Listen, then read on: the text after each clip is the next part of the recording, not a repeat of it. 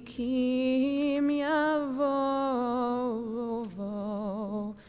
pitchu li sharei tzedek avovam odeya. Pitchu li sharei tzedek avovam odeya.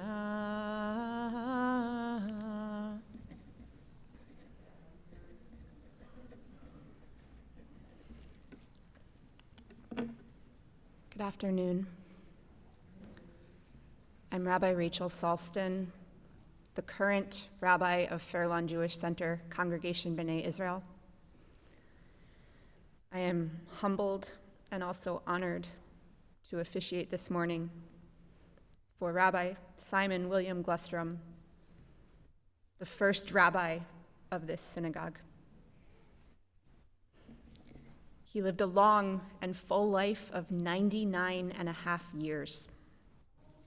He built this synagogue. This sanctuary is dedicated in his honor. We are his legacy. His daughter Jan shared with me that Rabbi Glustrom would often share this teaching at funerals, and it's very fitting for his life. From the Babylonian Talmud, Brachot, page 17a. When Rabbi Yochanan would conclude the study of the book of Job, he said the following: a person will ultimately die, and an animal will ultimately be slaughtered, and all beings are destined for death. Therefore, death itself is not a cause for great anguish.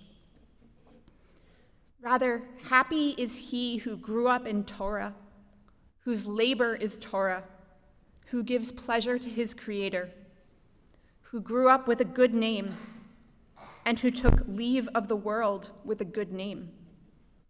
Such a person lived fully, and about him King Solomon said in the book of Ecclesiastes, which we will read this coming Shabbat, Shmini Atzeret, a good name is better than fine oil, and the day of death better than the day of one's birth. One who is faultless in his life reaches the day of his death on a higher level than he was at the outset. A full life, a full and varied career cannot fully be expressed in a few moments of words. That's not our ultimate goal here. The family, the friends, the community have Shiv'ah, Shloshim, the year of mourning, and all of our lives and the future of the community and the family and the connections that Rabbi Glustrom built to recount stories of him. We will give the opportunity now for several of his family members, his friends, his students, to share words of memory and love. I'd first like to invite his daughter, Eliza, to share some words.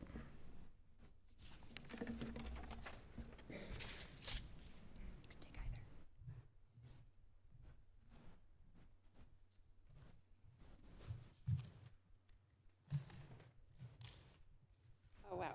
I am not my father, and I did not inherit his love of speaking, so he would be so happy to see you all here, because a full sanctuary is really a rabbi's dream. Oh, Eliza. This one? Speak from this one. Microphone's better. This is his side. Yes. My family wants to thank you all for coming to celebrate my father's long life. It never seems long enough in the end. I especially want to thank, and we all do, my family, Maria, Peaches, and Cynthia, for banding together with our family, becoming our extended family to help us care so wonderfully for my father and my mother. On the night of Yom Kippur, right after we watched Ne'ilah on Zoom, I was sitting on a chair next to my father in his hospital room, helping him with his soup, when he said to me, "I'm so happy you're here. You're so reliable." Reliable? I was hungry for meaningful dialogue about life and love, how he was feeling in the place he was in, but I received just that word, reliable. Sitting next to him in the hospital chair with a whole night ahead of me, I looked it up. Reliable. Consistently good quality or performance, able to be trusted. The synonym, dependable.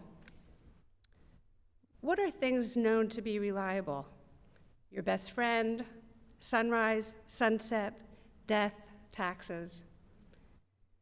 My father was a rabbi for 41 years here at the Fair Lawn Jewish Center, and as varied as the tasks were as rabbi, his days were amazingly regular. Dad was a person who liked routine. During the week, he left for the office after breakfast each morning, unless it was a tennis morning. He ate most of his lunches at the small luncheonette in Fair Lawn, usually egg salad or tuna fish on rye, with a York peppermint patty for dessert. He never really liked to try new restaurants because he liked to know that what he was ordering was going to be just like the last time he ate it. He came home nightly for dinner and then again left for evening events, meeting with congregational members who needed to talk, convert, marry, men's club, chavurah, or all the other events that this busy synagogue offered. He was an excellent and much-in-demand rabbi, answering the call of his congregation as they beckoned him for the hundreds of life cycle events, weddings, funerals, unveilings, bar mitzvahs, bat mitzvahs. He was always there for his congregation, the most reliable of rabbis. Known as Rabbi to most, he wrote 2 sermons a week tying together world events and politics to the Parashat HaShavua, that week's Torah portion, for Friday night and Shabbat morning service. He wrote in longhand on yellow legal paper where his devoted secretary, Selma, deciphered that illegible writing and converted it into a typed document. He delivered those sermons beautifully, reveling in the post-service handshake line where congregants complimented him on his speech. His congregation knew that they could rely on him to deliver, and he did, every service for 41 years. Scattered through his days and years, he wrote 7 books, traveled abroad with my mom, played lots and lots of tennis, and socialized with friends. His life for him was satisfyingly full. When my father retired from his congregational life and moved to Hackensack, our family got him back. Quite suddenly, his days were not filled with the ins and outs of Fair Lawn Jewish Center. There was still tennis, well into his 80s. My father was an avid reader and spent hours reading, still writing, going to the gym, and still enjoying officiating at weddings, funerals, and unveilings. But now there was time for us. Instantly, we flooded the space that the congregation had always filled. He had so much time for us, and he never forgot to let us know how much he appreciated his girls and our children, Jonathan, Daniel, Jonah, Zoe, Lydia, and Eli, and the great-grandchildren, Will, Goldie, Noah, and Rafa. But he loved no one like he loved my mother, Helen. They celebrated their 75th anniversary this year. Aging was fraught for my father. He wasn't finished living and let us know it. The same way we wrestled his fingers off the steering wheel of his car because he was not allowed to drive anymore at 97. And boy, was he mad about it for a long time. He was not the type to gracefully lean into his final days. He loved living and repeated that to us often. This was a man who always imagined his life reverting to the old status quo after every setback, who relished walking unassisted, refusing help when he could do it himself.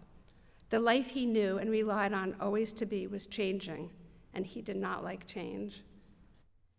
As we felt the closing of his days, Dad's love of family was perhaps the most palpable.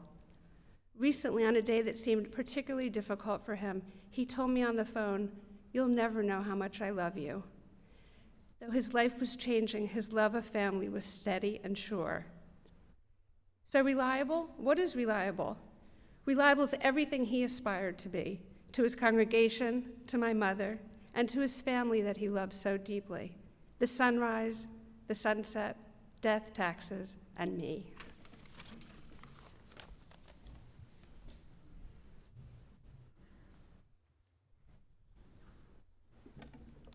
Thank you for those beautiful words. Now his daughter, Jan.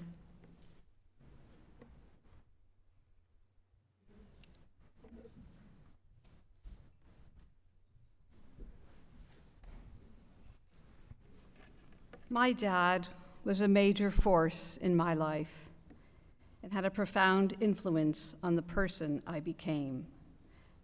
I was particularly influenced by three qualities of my father: his love for Judaism, his love of learning, and his quest for justice. My dad was always so interested in hearing about Jewish talks I heard and the classes I took. He showed great interest in hearing about what I learned, even when I was describing more new liberal ideas that felt foreign to him. I brought him Jewish melodies I loved, and he would always comment on all those lies, but he would do it with a twinkle in his eye. Judaism was at the forefront always, but my dad's thirst for learning didn't end there. He had a love of learning new things, an insatiable love of reading books of all kinds, and a curiosity about so many issues in the world. This led to stimulating discussions and sometimes heated arguments. But as I got older, he respected and appreciated our differences of opinion. My dad placed high value on the pursuit of justice and fairness in the world. His outrage at injustices in our country and the world were an ongoing theme. He read everything in the daily paper religiously and listened to the news and the commentaries that followed just to be aware of the tumultuous changes in the world. My own sensitivities to injustice were profoundly shaped by his influence. We often had different causes, but the passion for change was the same. When I was growing up across the street from here, our family shared my father's time with the congregation. This was not always easy for us or for him. But what I have come to realize is that I and we all received a beautiful gift. We got to witness a man who followed his dream and gave his all to something he believed in with all his heart. It is so very fitting to honor you in this place, on this bima, where to us you are larger than life. Dad, I will find your light shimmering everywhere I go, in the books I read, the talks I hear that I want to share with you, in the ideas I want to run by you or try to challenge you with, and of course, in the joys and struggles of all of our family.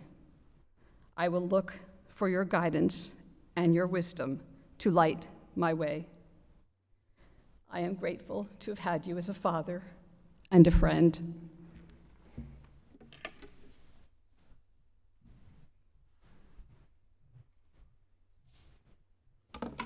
Thank you, Jan, for those beautiful words. We'll now hear from his daughter, Beth.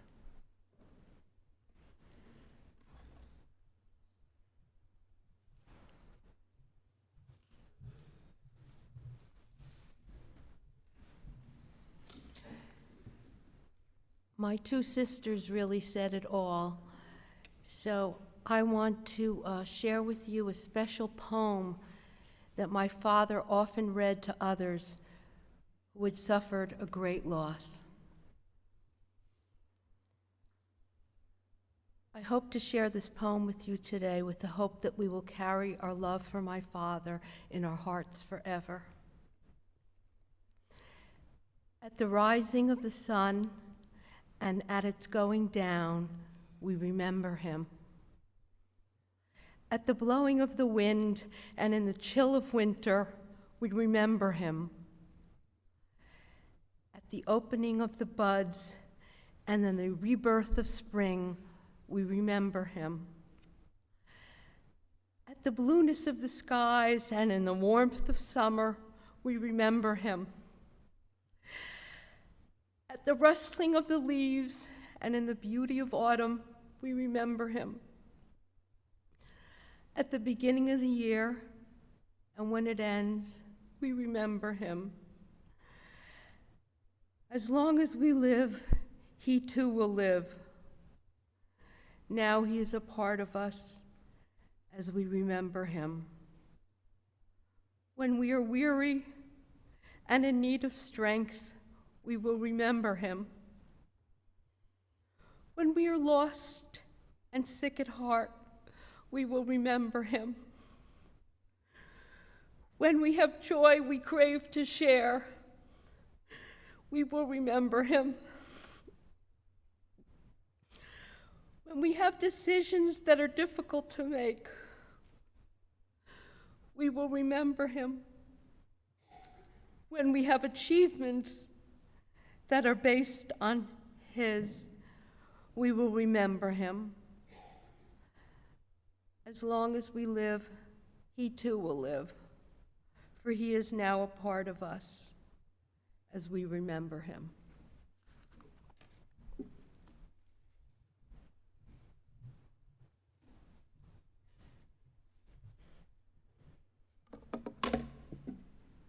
Thank you, Beth. I now invite to speak his granddaughter, Lydia.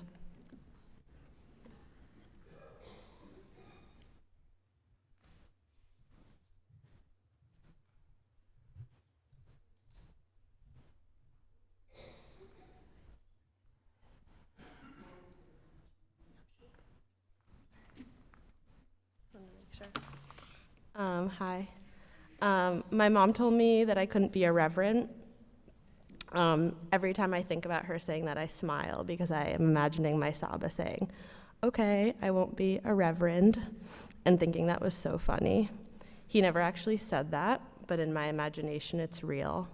If you cringed, I delivered it right. He was the king of cringy puns. His favorite being the feeling is nuptial instead of the feeling is mutual. It's a pun that doesn't really make sense, but whenever he said it, I sort of knew exactly what he meant. It's also fitting that he was born on the only day in the secular calendar whose name is a sentence in itself, March 4th. That feels fitting because at 16, that's what he did. From Atlanta to here, to New York City, to build a life for himself, then Helen, then for his family, right in this very space where we're standing.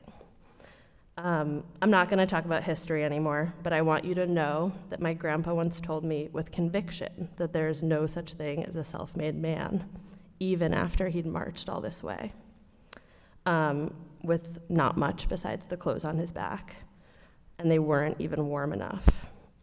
And I don't believe that there is such thing as a fully self-made man in America, but I believe my Saba was one of the closest things there was to it. And to reflect on him making this statement for a second, I don't believe he was trying to be humble, but to emphasize his belief in community and the power of other people, that no man can truly do it alone. But more on that later. That was part 0, the intro. Now is part 1, the contemplation. I am honored, humbled, and slightly amused at the fact that while living, my Saba asked my mother if I would speak at his funeral. I have a history of putting my foot in my mouth, and I did drop the F-bomb loudly and intentionally at my brother Eli's bar mitzvah speech back in 2011. My Saba was there. He heard it. This must have been an especially special request on his part. In honoring him, I am torn between doing the thing that is traditional and doing the thing that is unique and out there. I like to think that even as the pious man he was, he knew I would pick the latter. What follows is my effort to highlight parts of him I love, to contemplate with you, and to be a little out there while not getting dragged by the ear out this shul. More importantly, though, to note, is that throughout the process of writing this speech over and over, either when I was next to him, in my head, on the subway, in my bed, at school, I was forced to think and to see the world a little bit differently. I will always remember my Saba for his integrity, his love, his godliness, his principles, and his commitment to family and his word. There is your short list. But what I will remember him most for is what I have processed in the last 14 or so days, and most importantly, the last 24 hours. What follows is my attempt to share that with you. Part 2, our similarities. Dear Saba, it is harder to write you a letter than to speak about you as if you were not there, in traditional eulogy form. But in your honor, I have chosen to do the harder thing. Everything I say to an audience, I am also saying to you, which forces me to choose my words wisely and to ask you to be open-minded. In these past few weeks, I have realized how similar I am to you. We are both uptight. We both sit in our unwavering stubbornness, even when we do not notice it. We ask honest questions. We are nervous Nellies, even if we appear tough. But most of all, perhaps our most important similarity is that even despite our introvertedness, we live to feel seen. I am humbled to share these qualities with you. Mariam Kaba, a scholar and author who writes collectively envisioning a world without police and prisons, says that her life's work is framed by her father's teaching, that everything worthwhile is done with other people. You, in your life's work, embody this for me. You lived to do right by others. This feeling of being seen, of being interconnected, of being constantly engaged in the process of building community, that feeling that I am so addicted to, I know you felt it too. I know you felt it up here, with your family, at someone else's funeral or wedding or baby naming, davening on your balcony or calling someone up on the phone. And building community is doing the harder thing, which once again, you have taught me to choose.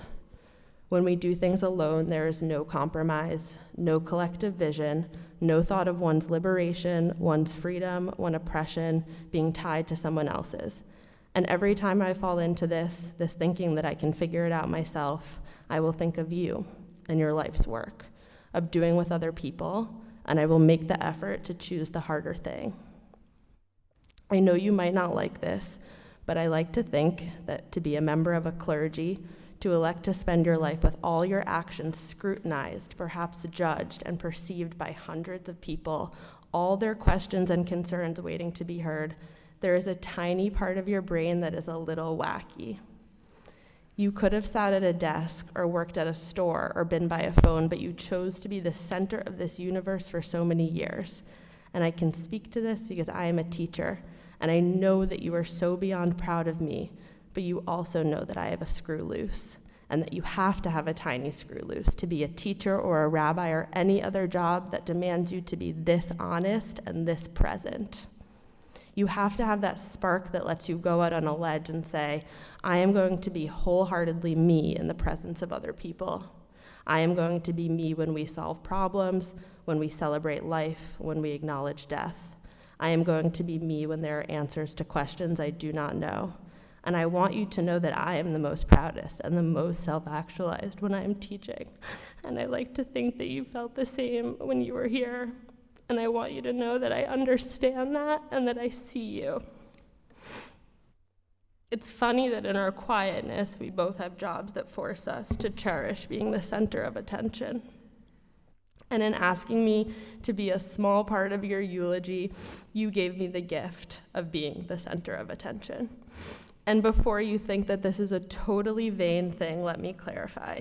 You gave me the gift of being able to publicly process your passing with so many people who knew you on different planes and in different iterations of time and space. And that is such a gift. Thank you all for processing and holding space with me and us. I promise I'm almost done. Part 3, the processing. And so I wanted to share with you and with everyone that I cannot believe you're gone. I know that part of me and part of all of us believed that you would live forever. And so now, if I could ask you one question, it would be, how do I handle it? How would you counsel someone on holding two opposite truths in the same palm? How are you both forever and a period in time? How do I honor the disbelief while sitting with reality? How do I stare the contradiction in the face, tell it that I dislike it, but at the same time live with its existence? And in the end, all's well in Judaism. I know that we are left with mostly questions. But I wanted you to know that this is what I'm thinking. I wanted you to know that in my mind, you have always existed as forever. I wanted you to know that I also know that you loved your time to yourself, as I do. About a week and a half before you died, Cynthia, one of your caretakers, pulled me into the other room, saying mischievously that she had something to show me. She showed me a picture she took of you and Safti eating cereal together when you weren't supposed to at 12:17 a.m. She told me she heard you wake up and that you woke. Safti followed suit because she went wherever you went.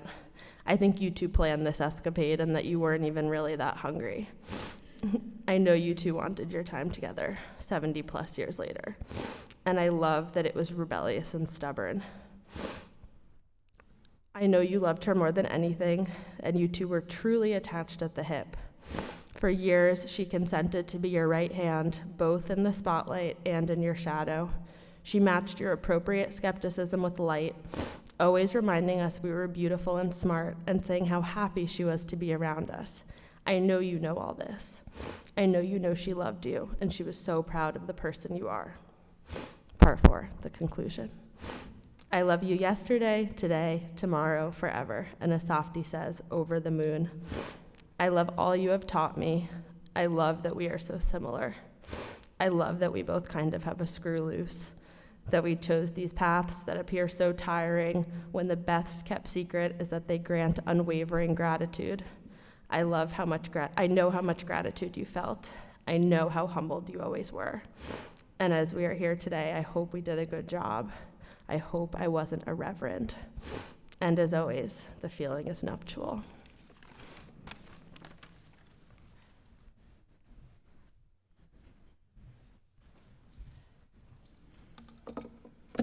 Thank you, Lydia. This is beautiful. Now call on his grandson, Jonah.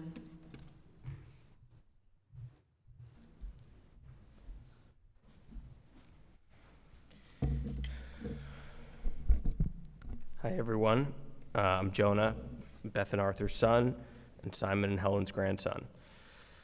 The last time I gave a speech about my Saba was in 1991 at his retirement when I was only 8 years old. At that time, a red-cheeked, blonde-haired boy with a bowl cut had the chance to beam proudly about his favorite grandfather in a speech entitled, "My Saba is a Rabbi." Today, I once again have the humbling and intimidating honor of speaking briefly about my Saba and sharing with you all that he meant to me and to our family. For many of you, Saba was your rabbi, your teacher, your spiritual advisor, your ethicist, and your friend. For me, he was all those things, but also my grandfather, Saba. Saba is best known for building a beautiful congregation in Fair Lawn, officiating at thousands of weddings, bar mitzvahs, and funerals, authoring 7 books, and being a man of impeccable integrity, who is also driven by a deep sense of responsibility to lead by example. However, for me, Saba taught me the value of family, tradition, service, and staying true to oneself. He taught me how to grow up, how to listen, how to disagree, and also how to forget and move forward. That was his charge to Alana and me at our wedding. While I have many fond memories of Saba from the last 40 years that we shared together, my favorite ones are from Pesach. I always looked forward to his seders. Guests might change from year to year. He loved hosting new families from the Soviet Union, but the program was always the same. These seders captured his essence. He would start every seder with a lesson in his professorial tone, then move into some sort of debate about politics or current events, where he wanted full participation, no matter your background or command of Hebrew. He wanted to hear those differing viewpoints, and he believed that everyone had a special voice. And he would revive the post-meal energy with song. Saba's energy during singing was contagious. With his eyes closed, he would make fists and bang on the table, singing louder and louder. With his eyes closed, Echad Mi Odea was his favorite, and no one sang with more fervor than Saba. It was during these moments that I'm certain he was thanking God for bestowing upon him all the wonderful gifts that he gave. Family was everything for Saba. His greatest joy was being with his family, particularly with his grandchildren and his great-grandchildren. Until traveling became too onerous in his 90s, Saba wouldn't miss a simcha or a chance to celebrate with family. Nothing made him happier than a visit, a call, or an email from one of his 6 grandchildren or 4 great-grandchildren. He loved my kids, and nothing made him happier than watching them run around the house like rascals. We are so grateful to have had Saba officiate at our wedding, be present at our son's bris, and get to know the kids the last few years. Saba, your family here today is your legacy. We love you, and we will miss you dearly. May your memory be a blessing.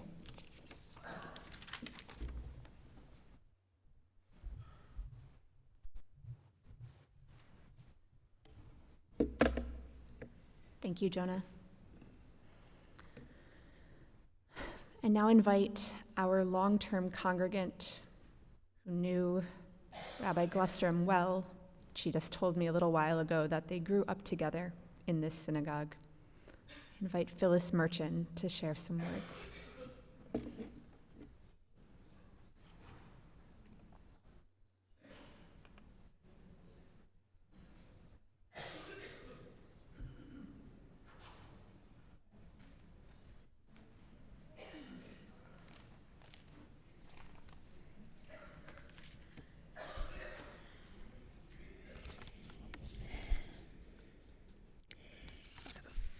Following the family, most of what Simon meant to all of us here has probably been said already.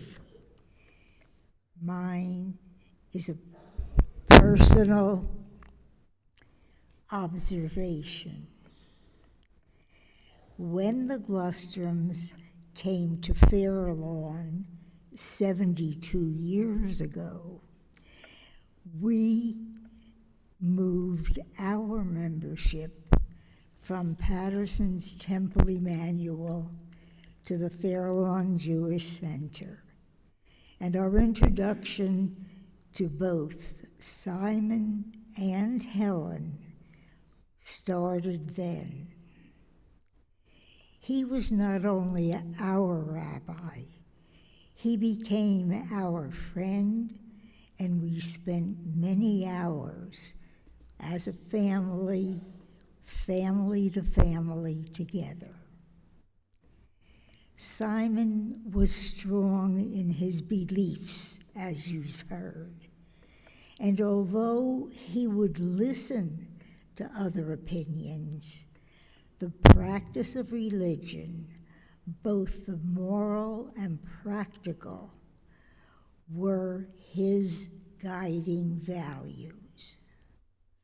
Through the years, girls were bat mitzvahed, Havara groups were started and formed, education expanded, but through all his principles and belief was strong, and he was not swayed by threats of practice in other kinds of synagogues.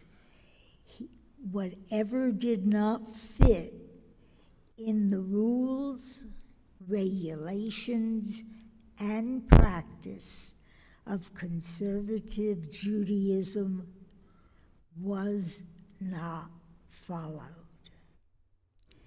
My 3 children were bar and bat mitzvahed from this bima. 2 of my children were married from this bima, all presided over by Rabbi Glustrom.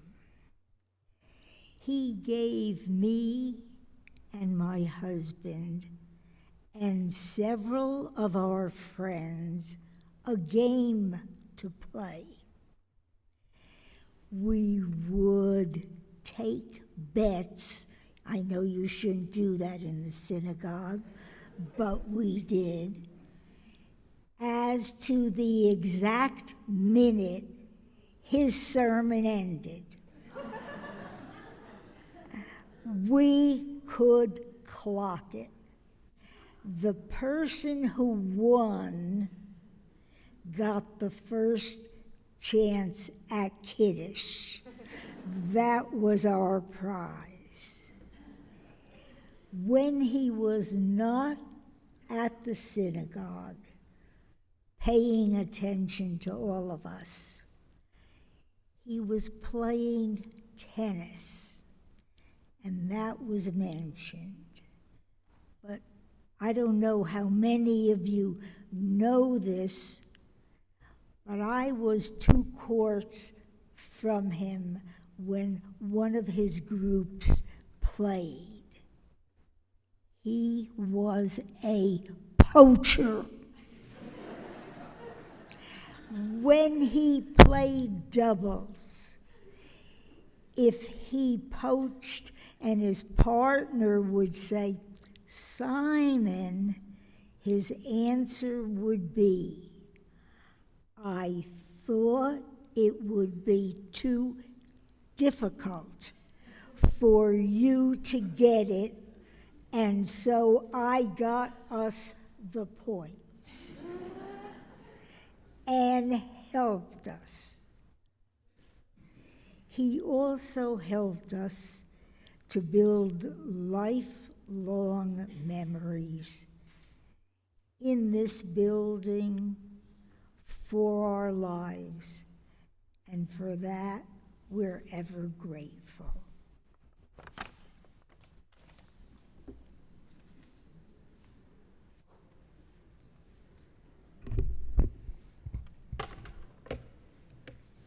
Thank you so much, Phyllis. I would now like to call on my Rabbi Emeritus, Rabbi Ron Roth.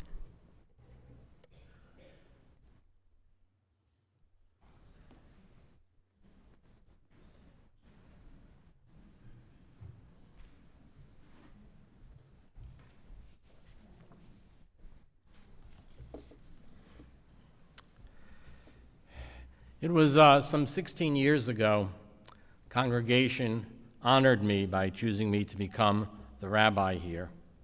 And you should know, and I must say this, that at that time, even though there were over 15 years from the time that Rabbi Glustrom had retired and the time that I came here, I felt a great deal of trepidation.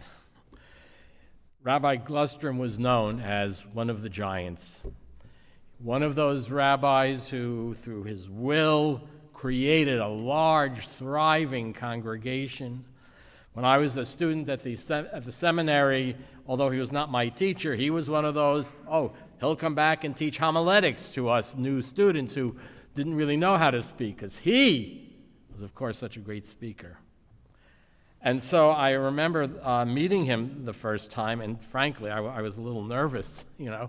Here's this giant of the rabbinate, and I'm taking this pulpit. But why should I need to worry? I'm sure you all know the warmth, the smile, just the way he radiated good feeling, what was something that I treasured in all of the times that I was near him, that I met with him. Yes, I went over to his apartment and I needed advice, and we sat there and talked, spoke on the phone. I saw him here. It was just such an important experience for me to be in his presence.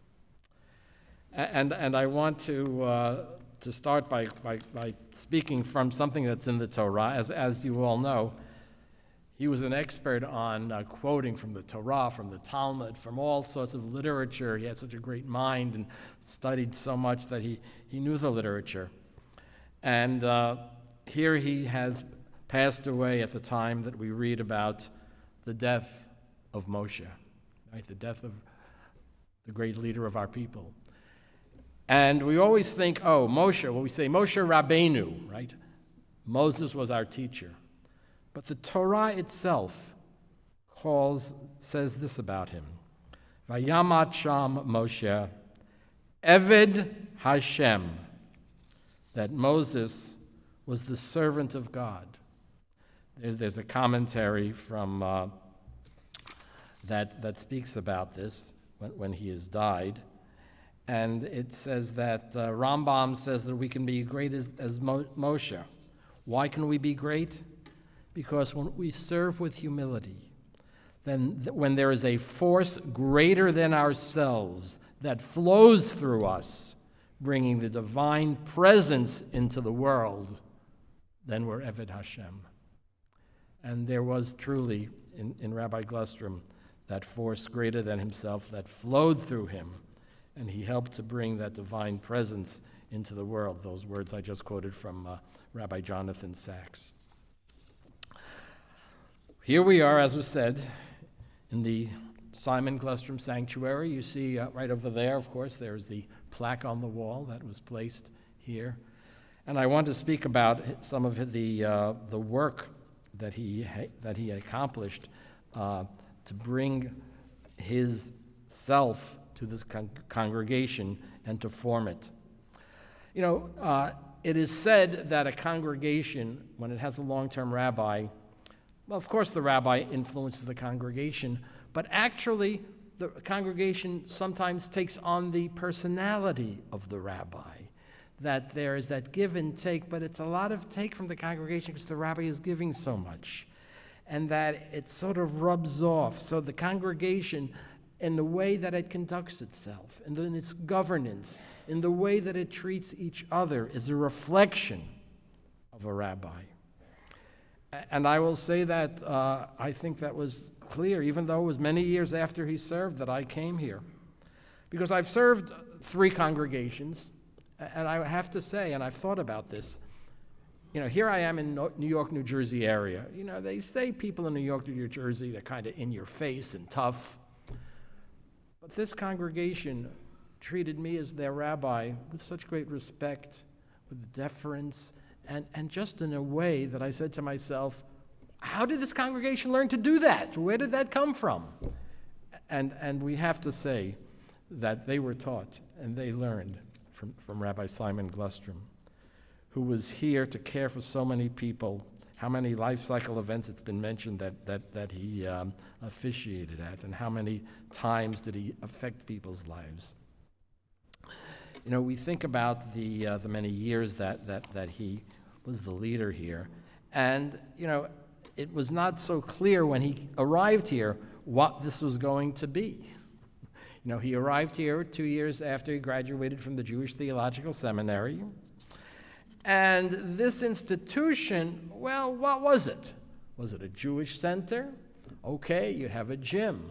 Was it a place where people gathered on Friday night to play poker? Well, that was in some people's mind what this was for. But Rabbi Glustrom had different ideas. Even though there was an executive director, and even there were those who said, oh, we'll build a chapel, we'll seat about 80 people, and that'll be enough. Not so. Rabbi Glustrom was very clear. He actually said, and I want to quote from him, it was not clear who worked for whom. Who was the tail that was wagging the dog? And I went, he said, to the executive director, and I said, I think that either you have to go or I do. Well, we know how that ended. He shaped this community for so many years, creating a synagogue, a place of education, a place of religious practice, a place for bar and bat mitzvah and weddings, and he extended his care and love and concern for so many people. He knew how to build a religious institution. I just spoke just the other day to Eileen Schwimmer, who was here with her husband. And she said they were not members at one time, and their son was born. Rabbi Glustrom came over. He went to the bris. This is a non-member. He went to their house, and he tried to draw them in. And as she said that to me, I was just thinking, about 2 days ago, I received an email talking about how rabbis should act in the future. And it said that, this is a quote from 2 days ago, all Jewish spiritual leaders must go to meet people. Do not wait for people to come to you in the synagogue or other places. Learn and apply relationship-based organizing techniques to find Jews. Well, Rabbi Glustrom was a man before his that time. He knew intuitively that this was so close to his heart that he wanted to bring it to people. And if they weren't members of the congregation, he could help draw them in and at least bring them closer to Jewish life, as he did in so many ways. It was mentioned the Chavorot program, that he created little groups for people to learn and study and meet each other and socialize with, and that he always went out and he always wanted to know people's names. Again, Fran Kessler just told me the other day, it's hard to imagine a time when Fran Kessler was not a member of the synagogue, but such a time existed. And the first time that she came here for the high holidays, Rabbi Glustrom called the family by name, and she was astonished. I just met him. How did he remember that? Of course, he had a great memory for names, and two, he knew how important it was to have that close relationship with people.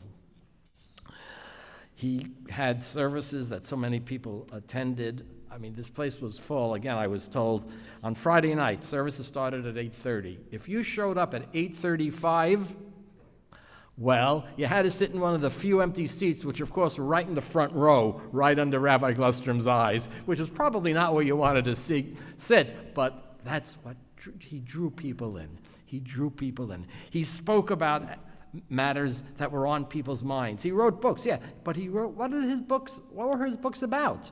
When Your Child Asks, a handbook for Jewish parents. Living with Your Teenager. These are not easy topics.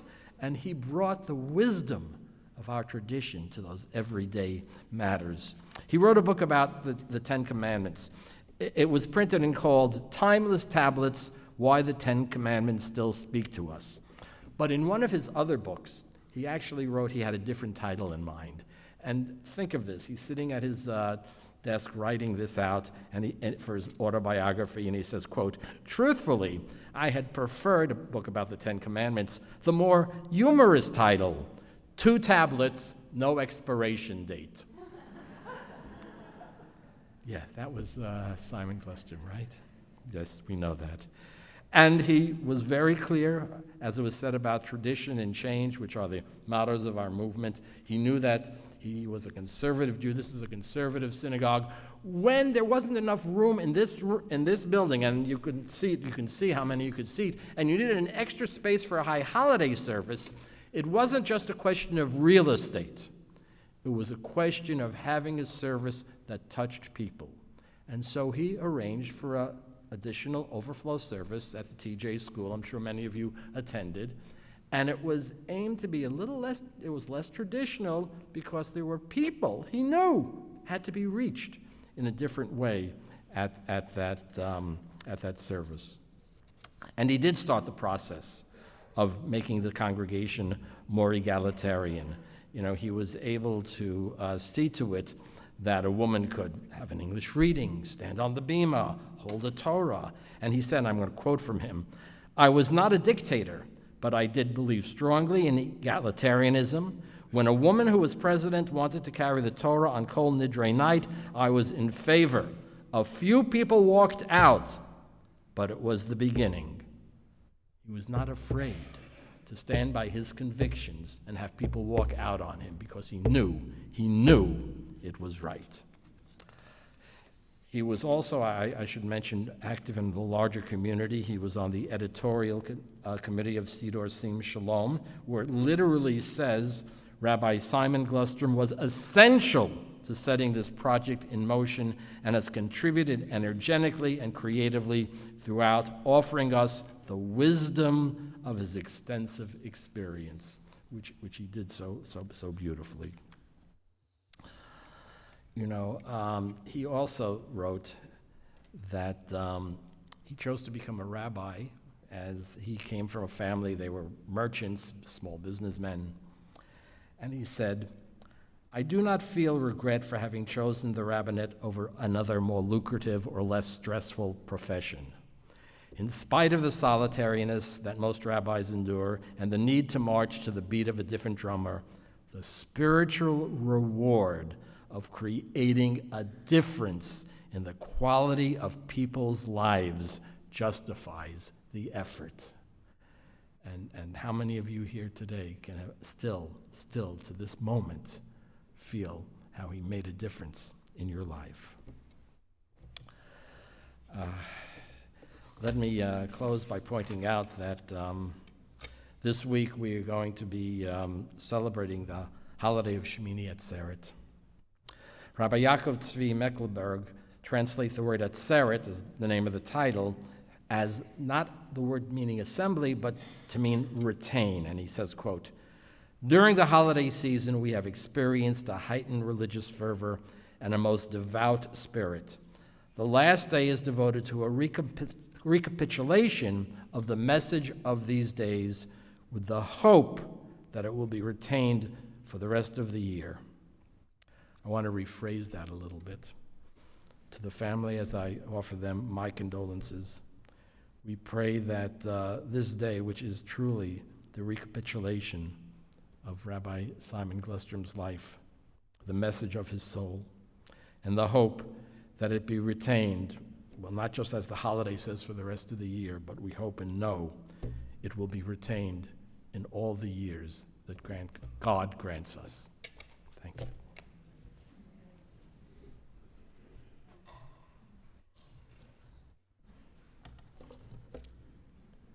Thank you, Rabbi Roth.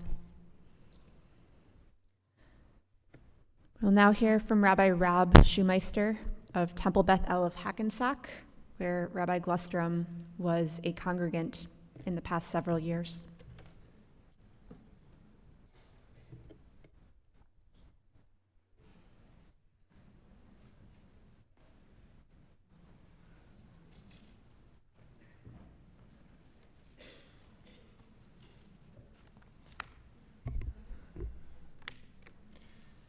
There is a Talmudic idea that by quoting somebody, particularly a rabbi no longer among the living, that it has reverberations in Olam Haba, the world to come. Rabbi Glustrom used to say, "I don't repeat gossip, so you'll have to listen carefully the first time." Now, truthfully, I don't particularly remember Rabbi Glustrom telling gossip, but what I have to say is the gospel truth. Rabbi Glustrom, as was said, did particularly enjoy punning, but he would have come up with a pun based in Hebrew, reflecting his impressive knowledge of Jewish sources. I first encountered Rabbi Glustrom in the fall of 1978 as a junior at the Jewish Theological Seminary. He was my instructor in homiletics, the art of sermon making, of which he was truly a master. So you can therefore imagine my trepidation when Rabbi Glustrom first appeared one Shabbat morning in 1991, I believe, at Temple Beth El in Hackensack. He had been my teacher just a little over a decade earlier. But my fears were not justified. My teacher, who by then was my colleague, soon became my friend. Not only was he supportive of me, but he often helped me out by officiating when I was away on vacation. Not only conducting services and speaking from the pulpit, but even reading Torah, an act of generosity which I doubt he relished, not an easy task. But I never got to hear him deliver a sermon from the bima because I was away. But over the years, he would speak on Rosh Hashanah or perhaps Yom Kippur, often introducing the Torah portion.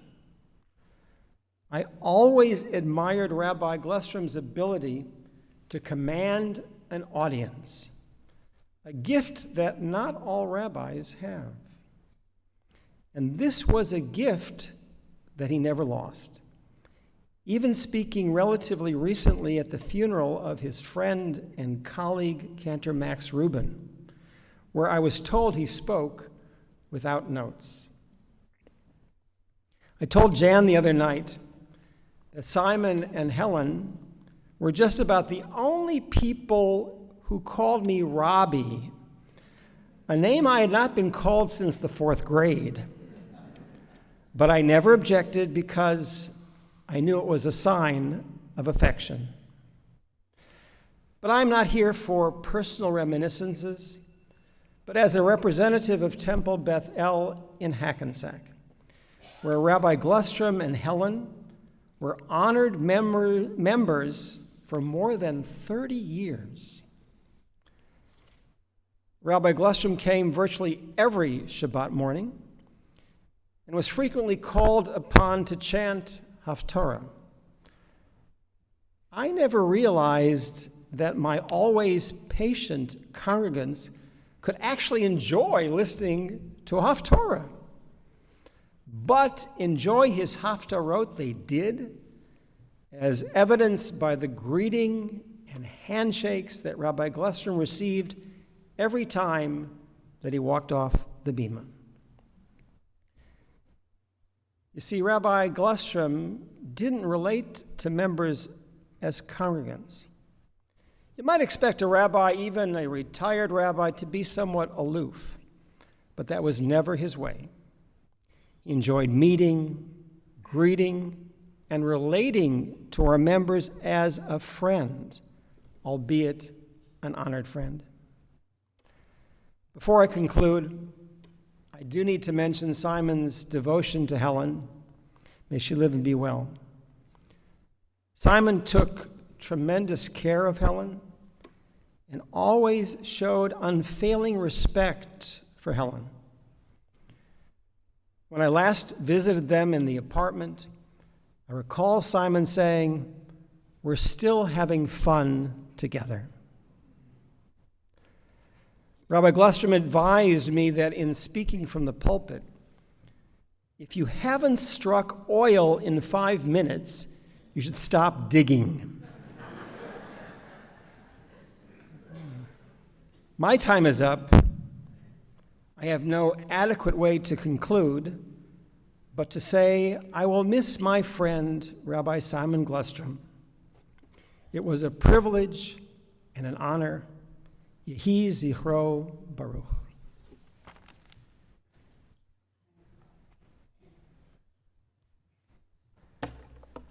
Thank you so much.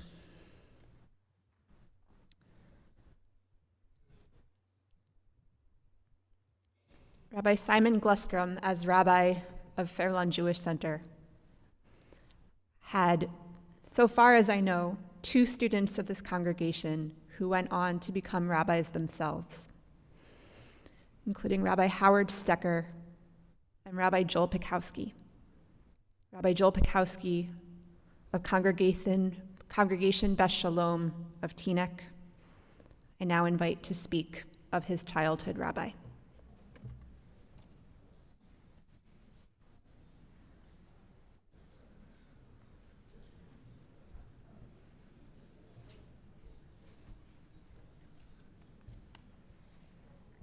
Thank you so much, Rabbi. So I want to begin by sharing an anecdote from 20 years ago when I moved to my first solo pulpit. There was an event that the community was having in honor of our family moving there. My wife was 9 months pregnant at the time with our soon-to-be daughter, and our 2.5-year-old son was there. And a congregant knelt down, a wonderful, wonderful person, knelt down next to our son and said, "Thank you so much for all of the sacrifices you are about to make for our community." There will be nights, no, our son's like, where are the hot dogs? I mean, he has no idea what's going on. There will be nights you will want him home and he won't be there.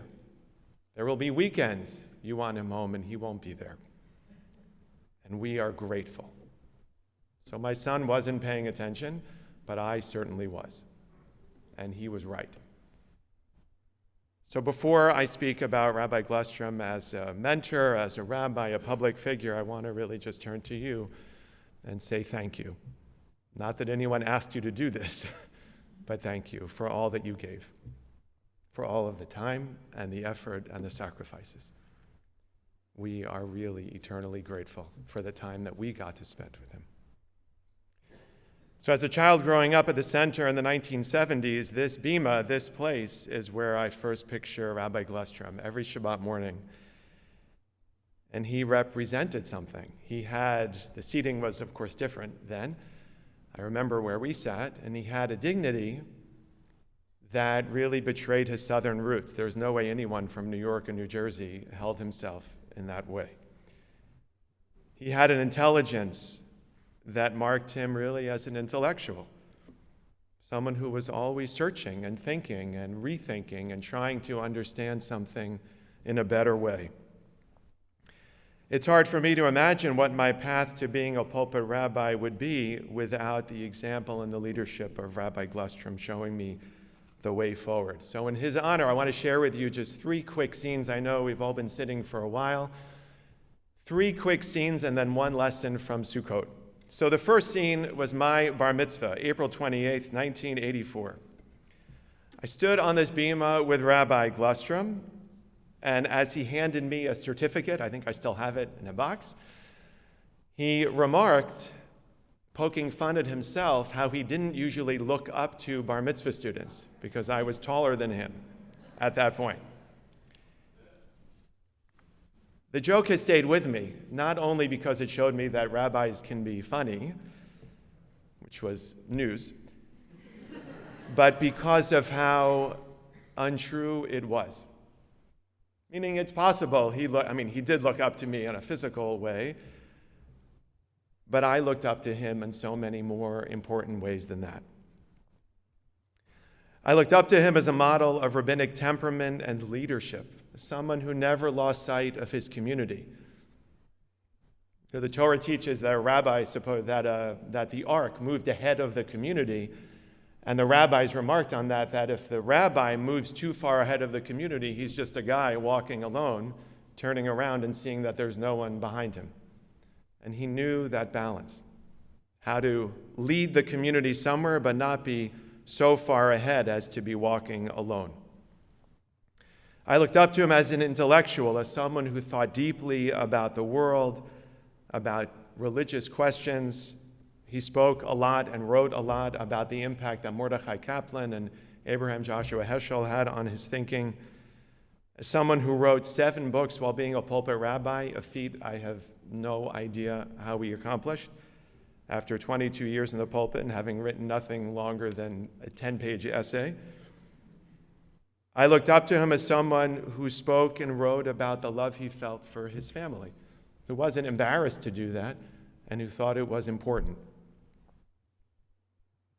And I looked up to him as someone who did not shy away from the major issues of the day.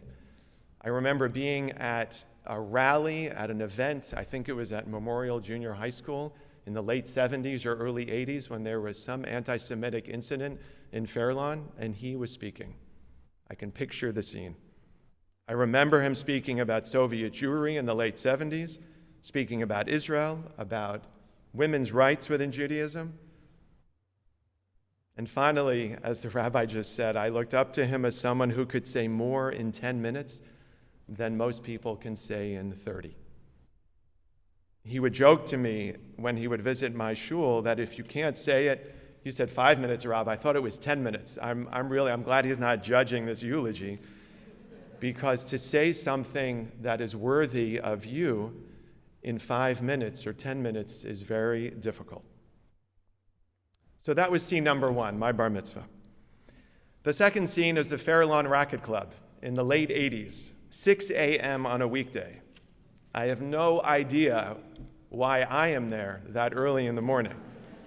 And yet, there I am, playing with my friends on a reserved court, surprised to see my rabbi on the next court. He was thrilled. He looked over, he waved, and then he asked me if I was going to meet him at Minyan after the service, after the court. That was not part of the plan, so I politely said no. He showed me that morning, and many, many other times, how important it was for a rabbi to have a work-life balance, long before anyone was using that phrase. How important it was to take care of your health. How important it was to think about your whole being, even when you devote so much time and effort to your profession, to your community, to the people you love. So the third and final scene was 30 years after that tennis match, and now we're in Teaneck, we're at my shul.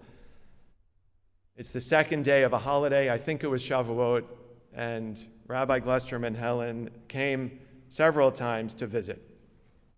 So I see them out there, I rush down from the bima, I shake his hand, I make sure he gets an aliyah, and I go back to the bima to hopefully not fail the eulogy exam. How else, other than giving him an aliyah, can I tell him how I feel? How else do I tell him how much I admired him, how much I cared for him, how much I looked up to him? How else to tell him just what his being a rabbi for me meant? Yes, we all know I could have actually said those words to him, but there were more than a few years that separated our two lives, and it was much easier to show him. I know that he saw the pride, the admiration, the gratitude in my eyes, and I know that I saw something in his eyes as well. So I think it's profound that Rabbi Glustrom died during the holiday of Sukkot, a holiday on which we build something because he was a builder. As you've heard from previous speakers, he built this community. He built much more, really, than just this community. Coming out of JTS right after the war, he helped build an understanding about what Judaism would look like after the war. It wasn't muvan me'elav, as they say in Hebrew. It wasn't so clearly understood that the suburbs would be a place where conservative Judaism would thrive. It wasn't so clear what synagogue should even look like in the suburbs. So he didn't only create the community, he helped shape for others what a community could look like. On Sukkot, we build a hut. And the rabbis in the Talmud, in Masachet Sukkah, they argue over whether the hut we're building is in commemoration of an actual hut, Sukkah Mamash, or the Ananei Kavod, the clouds of glory, meaning that God protected us with a cloud throughout the desert. It wasn't really a hut, it was a cloud. So the rabbis say, well, you know what? If it was a cloud of glory that we're commemorating, it's clear why we should commemorate it with a holiday every year. We're commemorating God's ultimate protection of us. But if we're commemorating this flimsy hut that we built in the desert, why should we even care? It's a flimsy hut. We all know by definition it has to be flimsy. The roof has to have rain able to come in, or else it's not a kosher roof. We all know that it can fall down. Maybe it's happened to you. It certainly happened to me. That it can collapse in a really harsh storm or rain. So what's the point? What are we commemorating? The answer, I think, is found in the other thing that we note on Sukkot, that it is the only holiday we're commanded to be happy. So what's the connection? Maybe the connection is that what we're celebrating and what we're supposed to be happy about is the journey itself. The journey, the impermanence of the Sukkah that allows us to have it knocked down and be rebuilt, and knock it down and be rebuilt. It's worth celebrating and remembering because the unknown of that journey ahead is what life is really like. None of us know what life is going to bring. None of us know what tomorrow will bring. And yet we're supposed to find joy in it anyway. Not despite the impermanence, but because of it. Because it makes each and every day precious and special. All of those lessons are able to be learned from Rabbi Glustrom. All of those lessons from someone who in 5 to 10 minutes could give us a gem to hold on to until the following week. And through his quiet example, with those Southern manners and hospitality that, thank God, never left him, those are the things that we can take with us so that when we build tomorrow and the next day, we can build something bigger and better and perhaps a little more permanent for all of us. Yehi Zichro Baruch. May Rabbi Glustrom's memory always be for a blessing. Thank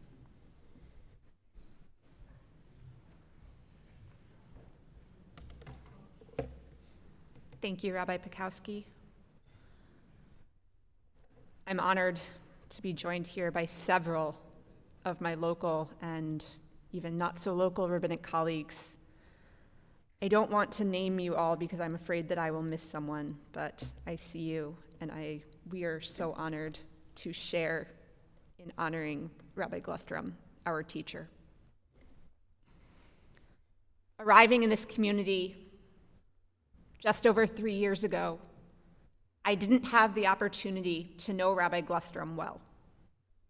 But on my first day, August 2nd of 2020, my office manager, Rosemary, told me that Rabbi Glustrom was on the phone. He called me to wish me well in the role that he had built.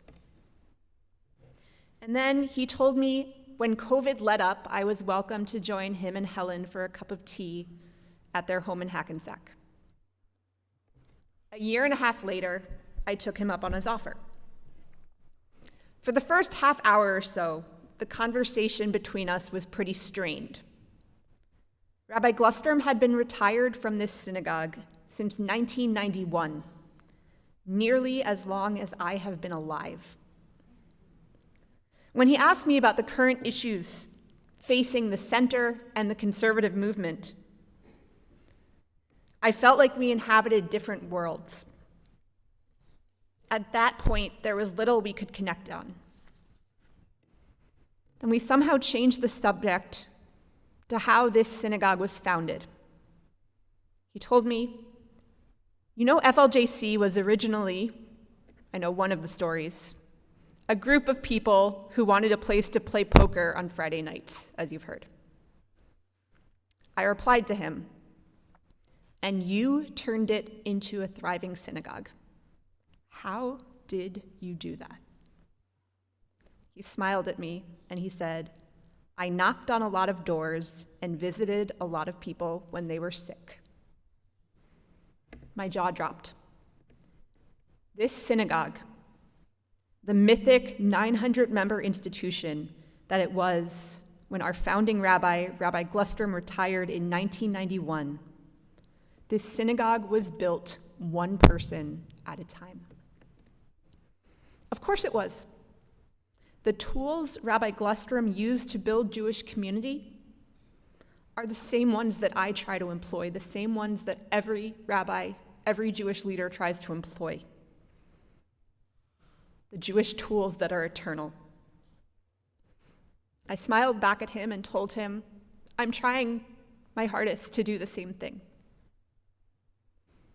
Then we connected. And I felt somewhat, but also not at all worthy of sitting in his living room and sitting in the chair that was his. He apparently felt more comfortable as well, because then he invited me into his study, showed me his library and his cloth, his diploma, his certificate of rabbinic ordination from 1948, where I recognized the signature of Professor Abraham Joshua Heschel. I left his and Helen's home in absolute awe. This is the legacy of Rabbi Simon William Glustrom, this community that we have inherited. As you've heard, the very Sidor Sim Shalom that we daven with, he served on the editorial committee of those Sidorim. Just as I was sitting with my president, Stephen Montag, yesterday in my office, talking about Rabbi Glustrom, I pulled the Sidor off my desk and turned to the the title page with the authors, and I pointed to the name Rabbi Simon Glustrom. As you've heard, we're in the holiday of Sukkot, and it's so fitting that Rabbi Glustrom left the world in this week before Simchat Torah, when we read the end of the narrative of the Torah and the death of Moshe, the great leader of the Jewish people. Moshe lived to be 120 years, and he was never able to enjoy his retirement in the way that Rabbi Glustrom was. In some of the final lines of the Torah, it said, "Now Yehoshua, son of Nun, was filled with the spirit of wisdom because Moshe had laid his hands upon him. And the Israelites heeded Yehoshua, doing as Hashem had commanded Moshe. Lo kam b'Yisrael. Never again did there arise in Israel a prophet like Moshe, whom Hashem singled out face to face." Moshe had the opportunity to bless his successor, Yehoshua, with wisdom. Yehoshua was up to the task. It was God's command that he be the leader. But he led the people differently because he was supposed to, because he was not Moshe. He was Yehoshua. It is all of our responsibility to continue to build community, to continue to grow what is now FLJC CBI, and will be soon what we call now Nushul, community that Rabbi Glustrom laid the foundations of 41 years ago when he ended, now 73 years ago. And we all will do it in our own way, which may look on the surface different from his way, but it shares the eternal Jewish technology, connection, individual relationships, meeting people face to face, hospitality. There will never be in Israel another Rabbi Simon Glustrom. And we, his students, his family, his friends, the community that he built, have to continue the work that he started because we are us. Rabbi Glustrom is remembered by his beloved wife Helen of 75 years, his daughter Jan and her husband Michael Yaffe, his daughter Beth and her husband Arthur Belkin, his daughter Eliza Dubois and her husband Michael Richmond.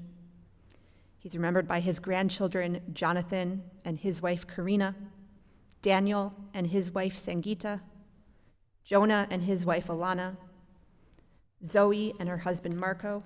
They're here with Noah today.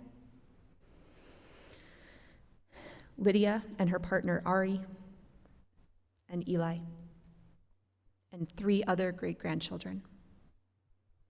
And he is remembered by his entire synagogue community that is his eternal legacy. May the memory of the righteous Harav Shimon Velvel ben Shlomo Vechava be for a blessing. We'll continue with Psalm 23. Mizmor leDavid, Adonai roi lo exar, binot asher bitzeni, al mei menuchot yinahaleni. Nafshi yeshovev, Nafshi yeshovev, Yancheni b'maglei tzedek leman shemo. Gam ki elech begeit salmavet lo yirara ki ata imadi. Shiftecha umishantecha, Shiftecha umishantecha, Hema Yenachamuni, Taroch lefanai shulchan, Taroch lefanai shulchan, Taroch lefanai shulchan, Neged sorerai, Di shantav Hashem en roshi, Di shantav Hashem en roshi, Di shantav Hashem en roshi, Kosi revaya,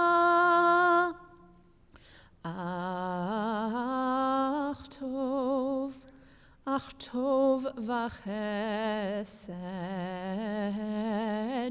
yirdefuni kol yemei chayai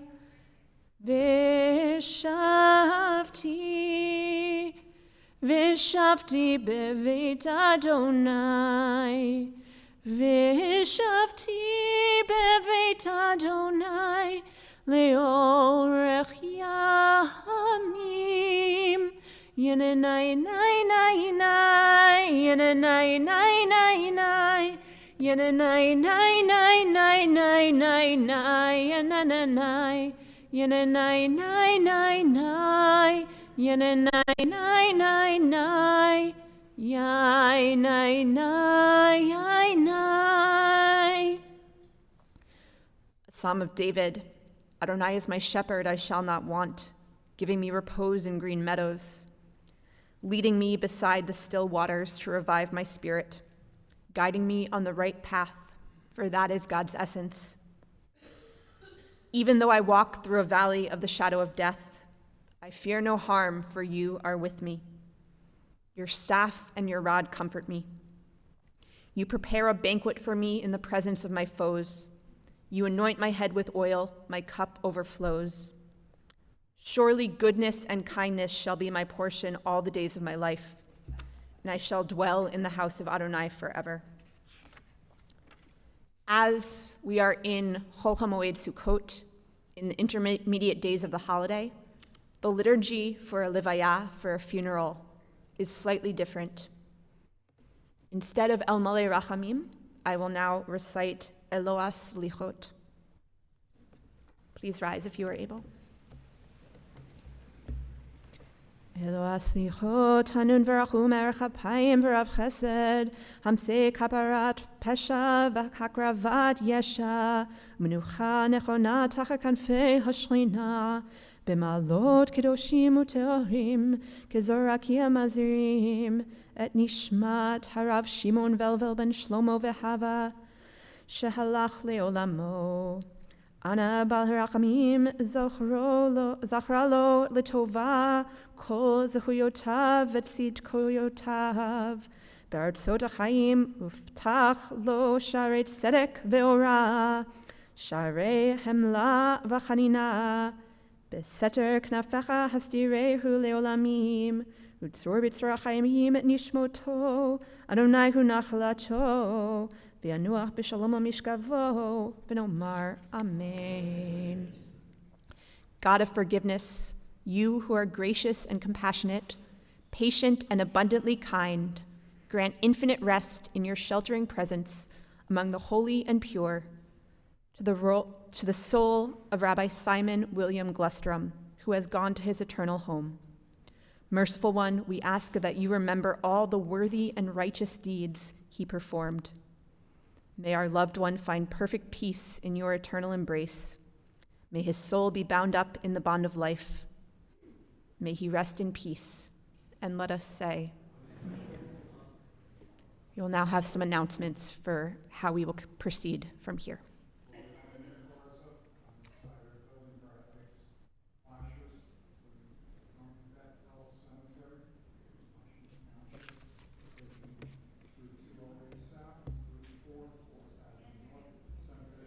Do you want?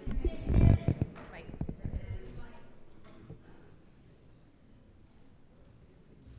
The interment will take place at Bethel Cemetery in Washington Township. We'll be lining up on the right side of the building, bright lights and flashes behind the family vehicles. Taking Route 208 to Route number 4, Route 4 to Forest Avenue. Cemetery is 3.5 miles up on your left. At this point, like that, the pallbearers please come up.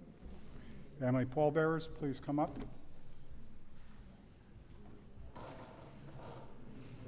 Invite Rabbi Glustrom's grandchildren to serve as pallbearers.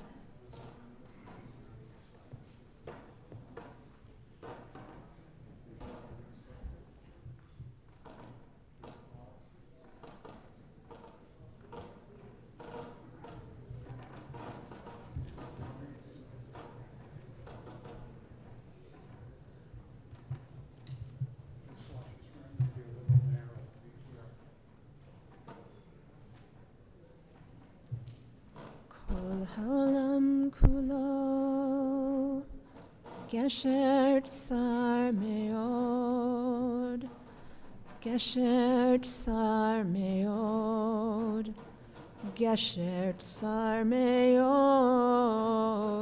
Kol haolam kulo gesher tsar meod, gesher tsar meod.